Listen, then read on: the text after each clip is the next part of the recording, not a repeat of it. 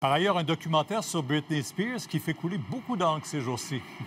Dans lequel on revient sur la carrière, la vie de Britney, les hauts, les bas, les médias et aussi le contrôle de son père. Ce n'est pas encore disponible ici, mais d'ici là, voici ce que je vous ai préparé.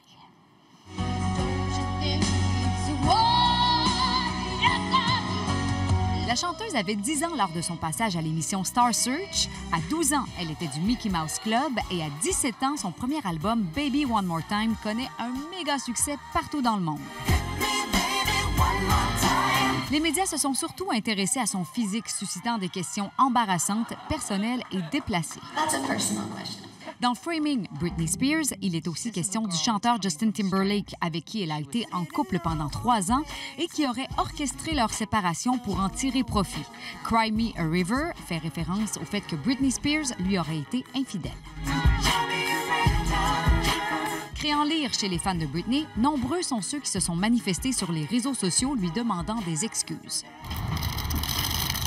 Le documentaire permet de mieux comprendre le passage de la vedette de la gloire à la déchéance, alors qu'en 2007, Britney s'est rasé les cheveux et attaquait une voiture de paparazzi.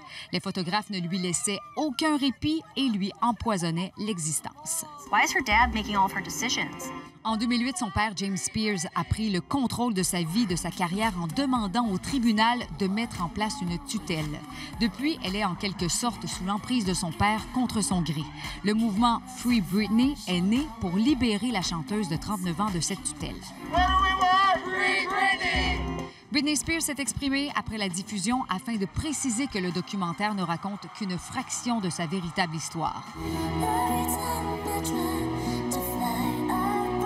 Une autre audience devant un tribunal est prévue demain, jeudi. Marie-André Poulain, TVA Nouvelles, Montréal.